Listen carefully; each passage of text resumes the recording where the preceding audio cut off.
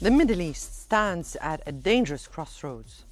For the seventh consecutive night, U.S. airstrikes have pounded Iran's critical infrastructure, hitting water facilities and military sites, and leaving thousands without basic necessities. In response, Iran has launched furious retaliatory strikes on U.S. bases across the Gulf and Jordan, vowing blood for blood and pushing the Strait of Hormuz to the brink. Meanwhile, the conflict's shadow deepens in Lebanon amid ongoing Israeli violations, including the destruction of southern schools and deadly explosions. Lebanon's president is heading to Washington for urgent talks with President Trump on Israeli withdrawal. As the U.S. rushes refueling jets to Israel and issues stock travel warnings, the region faces a widening war. Critical infrastructure is now the battlefield, and risk of a prolonged, devastating conflict has never been more real. Welcome to Think Tank.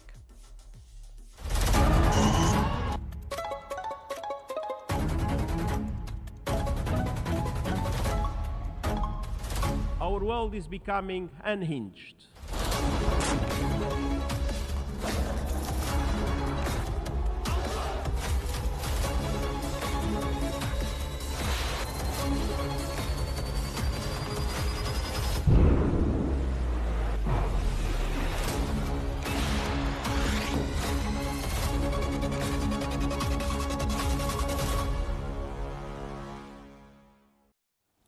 President Trump is pushing the U.S. towards a new, forever war in Iran by treating military strikes as rather casual diplomatic tools. He breaks international norms and risks illegal attacks on basic infrastructure. Despite facing massive bombardment, the Iran regime stands firm. This stubborn survival highlights the strict limits of Washington's actual power. The American administration lacks a clear strategy, hampered further by soaring global oil prices and dropping domestic approval ratings. Ultimately, this impulsive conflict teaches a harsh lesson to global rivals. When leaders start battles carelessly, enemies assume they lack the true willpower to win. Iran's endurance against the pressure is subtly shifting the Middle East geopolitical map today.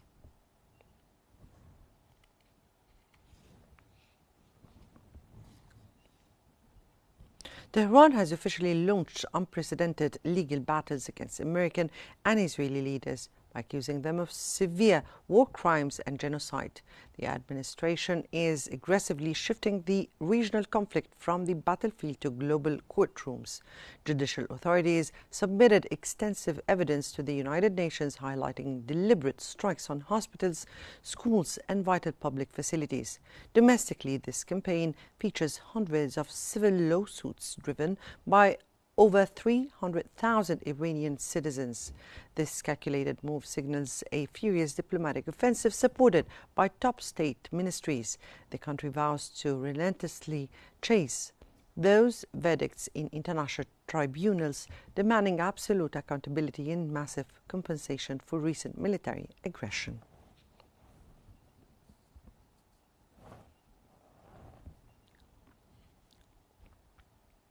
The conflict between Washington and Tehran has reached a highly volatile turning point. Both nations have abandoned traditional military boundaries, choosing instead to target vital civilian lifelines. American forces are now bombing Iranian ports and bridges, while retaliatory strikes cripple water and power plants across allied Gulf states. At the core of this escalation crisis is the Strait of Hormuz. Battles over this crucial maritime corridor have paralyzed international shipping networks. As a direct result, global oil prices are surging rapidly, threatening severe economic shockwaves for beyond the Middle East. With diplomacy completely stalled, this clash has morphed into a brutal contest of economic endurance. It is dangerously reshaping regional security, trapping neighboring countries in the crossfire and pushing the world towards an unavoidable energy disaster.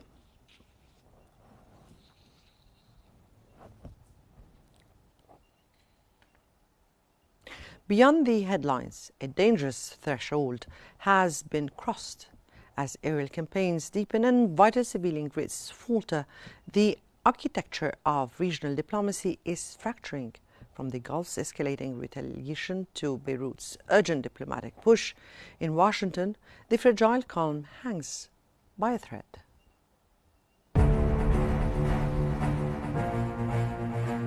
There's a rapidly evolving geopolitical landscape.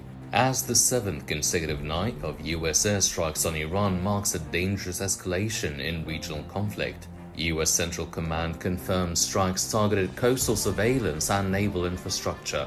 In response, Iran's Revolutionary Guard claims retaliatory strikes on US military assets in Jordan, Bahrain and Kuwait, signaling a widening theater of operations. Meanwhile, the humanitarian toll mounts. A recent US strike on a desalination plant in Iran's Hormozgan province has left approximately 10,000 civilians without drinking water. Reciprocally, Iranian projectiles have targeted Kuwait's water and power infrastructure. These infrastructural strikes underscore the severe civilian costs of this expanding confrontation, prompting urgent international calls for de-escalation and the protection of vital utilities. Consequently, diplomatic efforts face unprecedented strain. The Memorandum of Understanding, intended to pause hostilities, has effectively collapsed. Iranian officials cite continuous US military actions as a breach of terms, declaring non-compliance. While back-channel communications persist, the window for a negotiated settlement narrows daily, raising the stakes for global energy markets and international security. Shifting focus to the Levant, the fragile Lebanon-Israel ceasefire hangs in the balance. Lebanese President Joseph Aoun travels to Washington for critical talks with President Trump. Their agenda centers on enforcing the June 26th Trilateral Framework Agreement, which mandates a phased Israeli withdrawal contingent upon the Lebanese army securing the south. However, on the ground, reality tells a different story. Continuous Israeli military violations and ongoing strikes threaten to derail the framework entirely. With thousands of casualties recorded since March, the international community urges strict adherence to the agreement. True stability requires mutual respect for sovereignty, unwavering commitment to diplomatic frameworks, and a shared vision for lasting peace and prosperity across the Middle East.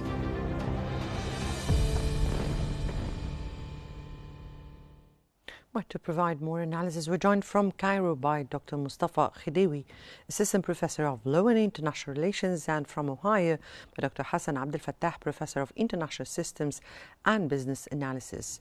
Good evening to you, sir. And welcome to Think Tank. Let me start with Dr. Khedewi. Dr. Khedewi, does the deliberate U.S. targeting of Iranian water and energy facilities constitute a clear violation of international humanitarian law? Well, thank you so much for having me. Well, the law here is not the hard part. The law is settled. What is contested is the intent. And let's start with what is international humanitarian law says.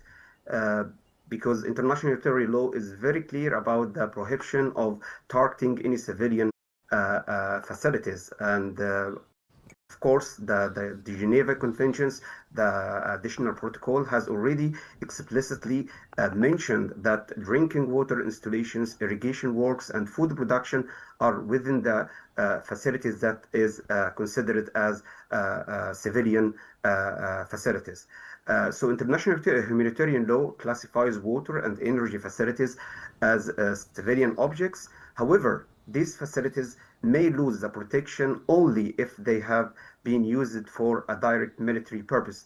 And this is what the United States is trying to promote, as the Pentagon disputes that it is deliberately targeting civilian infrastructure, because the United States claimed that the strikes were targeting radars and other facilities which they consider as a legitimate target. However, if we look carefully over what happened over the last few days or the last week, we will see that the talks was very straightforward and was targeting to these facilities. It was not something as of like, a bomb that is actually exploding near these facilities. It was a targeted hit. And this what puts this situation in a deliberate action. And accordingly, it raises the question about the war crime. Many would say that this would actually consider as a war crime. But the point here that it's not a single incident, because even a few days ago, another incident in which the United States has targeted civilian facilities was direct hit, which means that this is not a single incident. It was targeted facilities.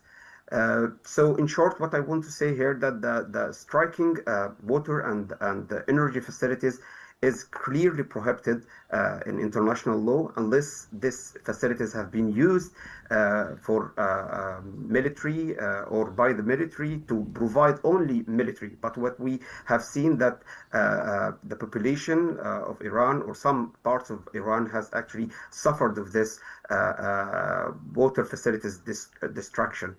But what I can say here that it's clear violation of international law, and it is establishing the intent and the proportionality, because we have to see if the systematic or the pattern of repeating this kind of attacks is really fits under the category of a war crime or not.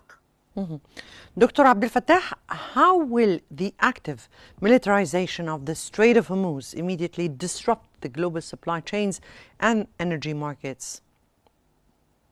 How are they already doing that? Good evening. I just want to shed the light on this is all driven by the Iranian government.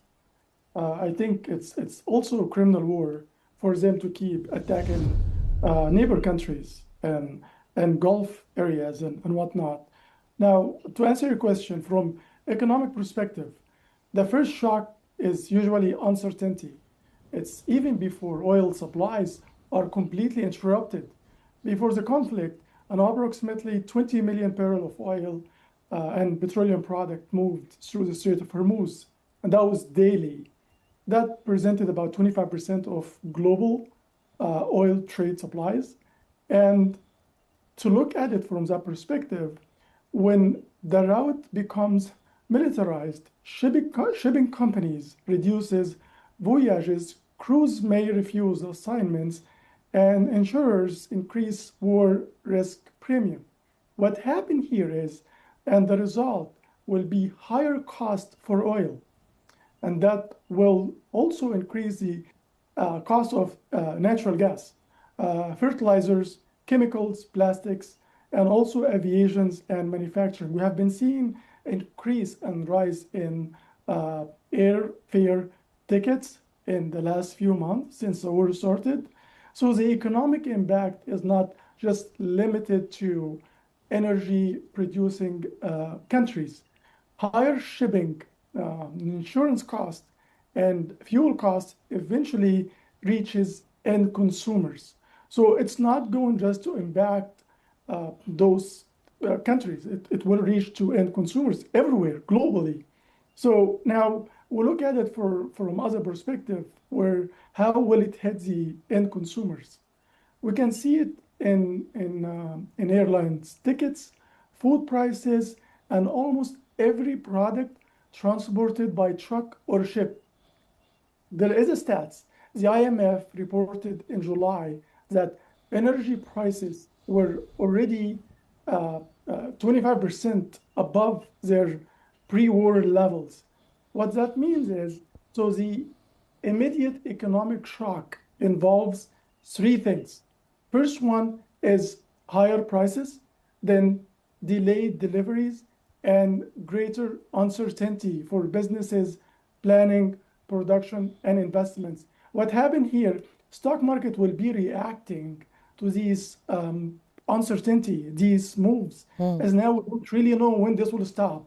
And that will give that level of ambiguity throughout the stock market, throughout logistic, transportation, which will also impact the end consumers. We will feel it in the gas pump, we will feel it within food prices, and that will increase the inflation rate globally that we have been really suffering from since the war started. Dr. Khedewi, how legally viable is Iran's unprecedented move to file war crimes charges against American and Israeli leaders at the United Nations? And would they be added to documents already submitted to the United Nations of the Israeli aggression and same humanitarian crimes in Gaza and Lebanon? Well, let's separate two things: filing a complaint at the United Nations and actually persecuting someone. Those are very different legal tracks. Let's start with the jurisdiction reality, because the International Criminal Court is the body that most people think of when they hear war crimes or war crime charges or crimes against humanity or genocide. But Iran is not a party to the Rome Statute, which is the Yes. treaty that organized or that ran the ICC, and it never ratified it. Um, and even though the United States and Israel also didn't ratify and they are not party to the ICC or the International Criminal Court, that means that the ICC has no automatic jurisdiction over the conduct of American nationals on the Iranian soil. So Iran may have four actual legal paths forward, and each have a serious obstacle. The first one would be the Security Council, in which they can ask for the Security Council session to discuss and referral to the ICC. Any member of the Security Council can actually raise this point, but the other side would be, or the other view would be that the United States say or use their veto, and here they block any kind of action in the Security Council. So But Iran would. but here, if I may ask you, there are two valuable part of the law. I mean here, the section that speaks about United for Peace, and Yes, the other one that say that the country which is involved in the accusations cannot really raise its veto. There are well, two articles speaking about this concern, right? that's right. That's right. Well, let's start with the one that you mentioned, United for Peace. That happens when there is a deadlock, when the countries in the Security Council still use the veto to object or obstruct any kind of resolution. And this was actually permitted that the General Assembly would take an action and take or issue a recommendation to for whoever is wanting to achieve some kind of justice or take some kind of measures and so on. But who is willing to do this? Is China ready for this? Is Russia ready for this? I don't think that this is going to happen, because the General Assembly would make the recommendation, but who is going to implement this? That's another story. So it would make more moral pressure against the United States, rather effective pressure. And the other point that you mentioned, in practice, Russia has actually used it. It was in the conflict between Russia and Ukraine, and it has voted against this. So in practice, the countries or the members of the Security Council, in specific the permanent members, they don't give up their right of veto when it is coming to their interests. Let me continue with the other passes that the Iranians can go through in terms of legal Aspects. procedure. Yeah. Iran could accept the ICC jurisdiction. They are not part of the ICC, but according to Article 12, Paragraph 3 of the ICC statute, it gives the option for a country for one time, if a country that is not ratified the treaty The or Rome the statute, yes. yeah, they can accept the jurisdiction of the ICC over their territory. And this happened exactly with Ukraine.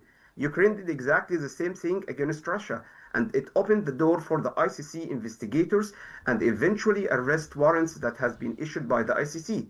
So this is Iran's most legally serious option, and it's plausible they pursue it. But even if the ICC opened an investigation, the enforcement requires custody of a suspect. However, any warrant would be largely symbolic because at the end of the day, we have seen so far some arrest warrants issued by the ICC against the United States, the Israeli Prime Minister, and many others, but not effectively implemented yet. The third option or the third path for the Iranians could be the International Court of Justice. But this assumes that the United States say, yes, let's go to the ICJ to settle this dispute, in which we are imagining that both countries, Iran and the United States, accept the jurisdiction of the ICJ, because the ICJ works on this kind of voluntary basis. So parties can go to the court, but they have both accept the jurisdiction first, or both have signed in a treaty that they will accept the jurisdiction of the ICJ. The last one option or pathway for legal procedures could be the universal jurisdiction. As some countries, they allow their domestic courts to prosecute war crimes regardless of where they occurred. And this is what happened in some European countries, in which they opened their courts for whatever actions that happened in Palestine. And we have seen some Israeli officials have faced legal exposures in parts of Europe. So, given the Security Council inability to act because of the veto, and more realistically talking, I think that the Iranians has only option to accept the jurisdiction of the ICC and empower it. So that would give them the opportunity to investigate and put more moral pressure, although it might not be effective in terms of enforcement, but it would put more moral pressure on the United States and Israel and other countries. Of course, this also may apply to the Gulf countries, because the Gulf countries are now suffering from this kind of attacks and so on. They may use this against any country that violates their or commit any kind of war crimes or crimes against humanity and so on. So we're speaking here about a system, a failure system to protect the international law, and a system that does not admit except the strength of power rather than the strength of law. Let me go to Dr. Abdel Fattah. Dr. Abdel Fattah, with oil prices surging from critical infrastructure attacks, and definitely the violence in the Strait of Hormuz, or the blocking of the Strait of Hormuz, is the global economy bracing for a severe and prolonged energy shock? Well, the world economy can absorb a temporary disruption, but we're not globally, we're not prepared for a prolonged shutdown of a major energy route. As of July, right after the escalation of the war again, Brent crude had reached an approximately over $85 per barrel, while West Texas Intermediate closed at about $82. Both benchmarks gained around 16% during the week. Now, the IMF's July 2026 forecast assumes an average oil price of an approximately $89 per barrel for July, August, if the war continues. It also projects global growth of only 3% in 26, followed by 3.4% in 2027. The global inflation is now projected to rise from 4.1% in 2025 to 4.7% in 2026. And that is mainly because of higher energy and food prices. The United States inflation forecast is approximately 3.6% for 2026, while the euro area inflation is projected at 2.9%. Well, that creates the risk of stagflation, and this is 1,000 times worse than just regular inflation. Stagflation, yes. Means weaker economic growth combined with persistent inflation, and that's what we see now, and also decline in the employment rate. The impact has already varied significantly by region. The IMF reported that retail gasoline prices increased by about 30% in emerging Asia, while LNG prices rose by around 50% in Asia and 25% in Europe since the conflict began. So this year wasn't really a good year for the global economy. The key issue that I am afraid of is the duration. A disruption lasting a few days creates volatility. Now, a disruption lasting several months changes corporate budgets, interest rate expectations, consumer spending, and investments decision. Now we see the governor of Federal Reserve Bank, Gavin Warsh, has been trying to push interest rate or lower interest rate, and President Trump was trying to push the Federal Reserve Bank to lower interest rate. And with what's happening with increasing inflation rate, increase of uncertainty, geopolitical concerns in the Middle East, especially within the Strait of Hormuz, will most likely increase oil prices, and that will also increase shipping, logistic transportation prices, and that will also reflect on food prices, medication prices, fertilizers prices, and that will, of course, increase the global inflation rate. Now, this is extremely concerning, as that will decline the global economic growth. And now we're just facing a huge level of ambiguity. We don't really know when this war is going to stop. And now the oil prices have been really jacking up. Now there is an insurance premium for shipments, and it's not just gas anymore. It's just any product related to gas. So manufacturing, pharmaceutical, medications, every area within any economy will be interrupted. And now we see the United States started blockade as the Iranian closing the Strait of Hormuz. Now the US doing blockade, and now Iranian is pushing the Houthis rebel to block other areas within the Red Sea, which is really concerning. And I don't think it's fair to any country, any nation, especially in the Gulf area, to be attacked by the Iranian at any point within no given time.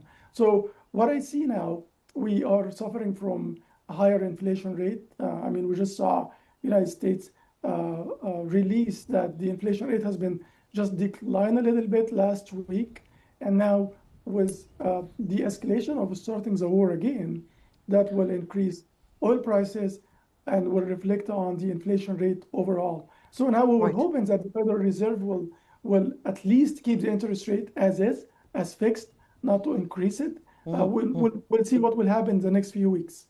Right. Dr. Khedewi, with Israeli forces actively destroying schools in southern Lebanon, has the legal framework for regional de-escalation completely collapsed? And do you really think that the Lebanese president, when he go to speak to President Trump in Washington, would he be able to secure any kind of binding international guarantees for an Israeli withdrawal? Well, let's deal with the facts first. The UNESCO estimates that 500,000 Lebanese children remain out of schools because of the conflict. Yes, there is documented repeated pattern of ceasefire violation and strikes on protected civilian and educational infrastructure.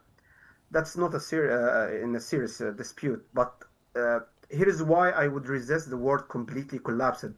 At the very same time these strikes were happening, Israel and Lebanon were engaged in United Nation and United States, excuse me, in United States mediated talks in Rome. And this month they took concrete steps towards implementing uh, what is being called pilot zones, specific areas in southern Lebanon, where Israel forces would actually withdraw and hand control over to the Lebanese army. The compliance is the issue here because Israel is not going or not so far is complying with this, and that's why President On is expected to talk with President Trump about this issue to push more on the Israelis to withdraw and achieve some kind of progress in this framework. Right. So this is not the behavior of a framework that has fully collapsed. It's a behavior of a framework that is failing to produce compliance while simultaneously still generating diplomatic movement. But we must remember that the war in Lebanon is not taking place between Israel and the Lebanon army or the Lebanese army. Rather, it's Hezbollah that's involved on the ground, which also flag a complication that's relevant to how durable and any framework can be if Hezbollah is excluded, or if Hezbollah said publicly it will not abide by the Israel-Lebanon agreement and has no plans to disarm. This all puts the whole framework in a very critical juncture. Where we're going is the Lebanese government will be able to convince Hezbollah to disarm. This is something I doubt, but The most important issue also with the U.S. pressure Israel to retaliate or to refrain from going into, or yes. at least withdraw from the Lebanese I guess territories. I guess the withdrawing and handing some parts of the occupied land to the army would give the army more credit, and for the Lebanese will see that yes, the army can take control, and this will reduce the claim given by Hezbollah that they are Yes. defending the territory, and Israel is not going to withdraw. So the withdrawal is very important here as Yes. a for Yes, the very clear. Very clear. Let me go briefly because I'm running out of time. Dr. Abdel Fattah, as Iran retaliates against Gulf states' infrastructure, what are the immediate business continuity risks for international investors in the region? Well, I think that's a great question. As what happened here is, when it comes to business or business perspective, when you see an instability in any region, businesses usually run for stable businesses, stable partners.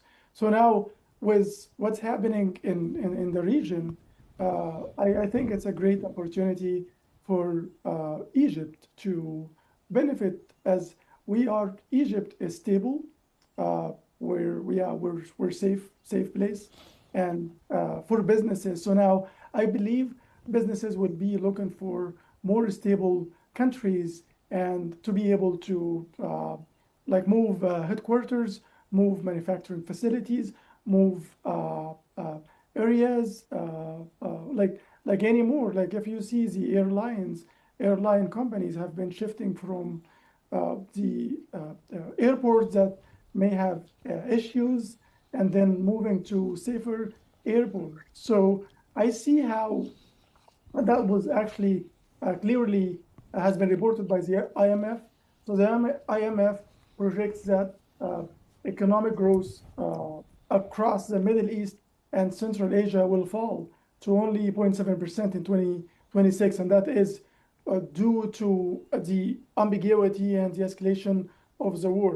That is compared with 3.7% in 2025. The forecast was revised downward by 1.2% points because of the longer disruption, again, in the Strait of Hormuz. Now, I think what will happen, and usually countries will usually look for diversification of sources, or looking for countries that are stable, that they can just build a partnership with. just having that long war, long unrest within the region between U.S. and Iran and Israel, it is not helping anyone. Yes. Yes. I believe businesses will be going for countries that are stable, that doesn't have any issues when it comes to safety and security. Yes. So I think Egypt will benefit from what's happening now. Right. That was Dr. Mustafa Khedewi, Assistant Professor of Law and International Relations, and Dr. Hassan Abdel Fattah, Professor of International Systems and Business Analysis. Thank you so much for the very special insights and your valuable discussion. And as the seventh night of strikes fades, the Middle East teeters on the brink of a devastating forever war, from targeted infrastructure and unprecedented UN war crimes charged to a paralyzed Strait of Hormuz and shifting Gulf alliances, the rules of conflict have fundamentally changed. The world must now brace for profound geopolitical shockwaves, and I guess remains to be seen. That brings us to the end of Think Tank. Many thanks for watching, and stay tuned for more updates on Q News.